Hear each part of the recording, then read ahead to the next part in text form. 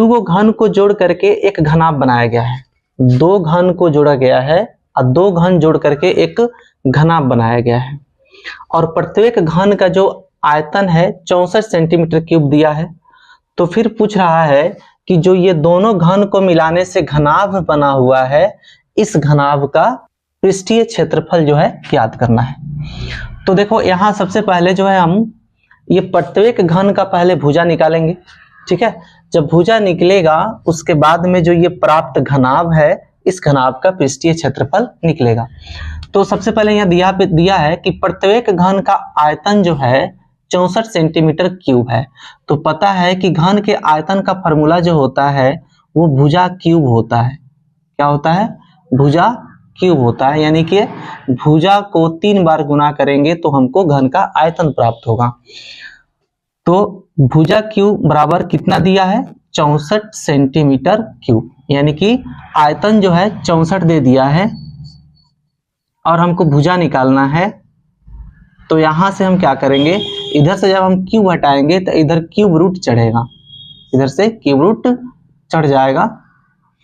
मतलब यहां से हमको क्या करना है, 64 का घनमूल निकालना है। लिखेंगे या भुजा बराबर क्यूब रूट, ये 64 जो होता है 4 का घन होता है, तो हम लिख सकते हैं 64 को 4 के पावर 3।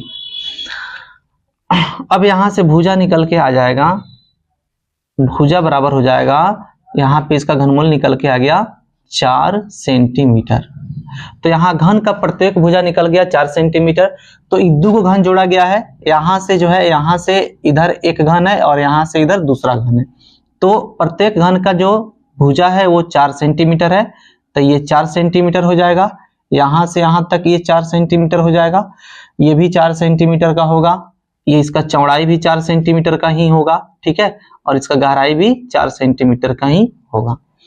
यानी कि ये जो घन है, घन का प्रत्येक भुजा 4 सेंटीमीटर हो गया, ठीक है। तो जब ये दोनों को जोड़ देंगे तो ये दोनों भुजा जुट जाएगा, यानी कि टोटल 8 सेंटीमीटर हो जाएगा। कहने का मतलब ये जो प्राप्त नया घनाभ होगा, इसका जो लंबाई होगा 4 और 4 8 सेंटीमीटर होगा, चौड़ाई इसका वही होगा 4 सेंटीमीटर ही होगा, और गहराई मतलब ऊंचाई इसका वही होगा 4 सेंटीमीटर।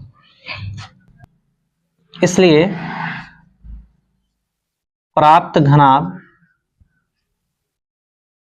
की लंबाई, प्राप्त घनाभ की लंबाई, ये दोनों जुट जाएगा और ये क्या हो जाएगा, पूरा यहां से यहां तक घनाभ का लंबाई हो जाएगा। तो यहां से हम लिख सकते हैं 4 + 4 = 8 सेंटीमीटर, यानी कि घनाभ का पूरा लंबाई हो गया 8 सेंटीमीटर।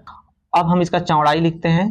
तो चौड़ाई जो होगा, चौड़ाई इसका नहीं बदलेगा, चौड़ाई वही रहेगा इसका 4 सेंटीमीटर, और इसका ऊंचाई जो होगा,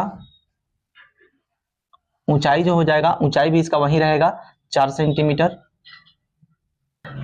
चलो, तो अब कह रहा है कि जो प्राप्त घनाभ है उस घनाभ का पृष्ठीय क्षेत्रफल ज्ञात करना है।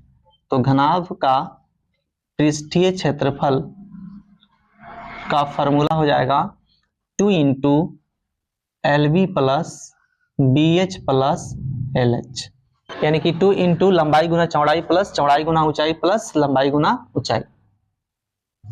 2 × लंबाई इसका हो गया 8 सेंटीमीटर गुना चौड़ाई हो गया 4 सेंटीमीटर प्लस चौड़ाई हो गया 4 सेंटीमीटर गुना ऊंचाई हो गया 4 सेंटीमीटर गुना लंबाई हो गया 8 सेंटीमीटर गुना ऊंचाई हो गया 4 सेंटीमीटर। 2 × इसको गुना कर देंगे 8 × 32 प्लस 4 × 16 प्लस 8 × 32।